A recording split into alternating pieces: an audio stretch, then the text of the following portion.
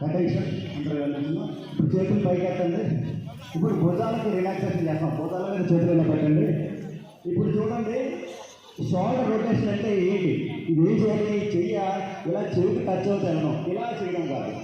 కరెక్ట్గా చేయాలంటే 100 వరకు కావాలంటే అలా 3 సార్లు ముందుకి 3 సార్లు వెనక్కి చేయండి.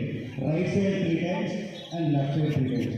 ఈ బైసెప్స్ చేయాలి, ఈ చెవులు టచ్ అవ్వాలి. అది షోల్డర్ రొటేషన్ అంటే. ఏదో ఊరికి ఇలా చేయించాలి, ఇలా టచ్ అవ్వాలి, మళ్ళీ రివర్స్లో ఇలా రావాలి. చెడు మొత్తం అప్పుడు కాబట్టి రూల్ నెంబర్ 1 ఏంటి?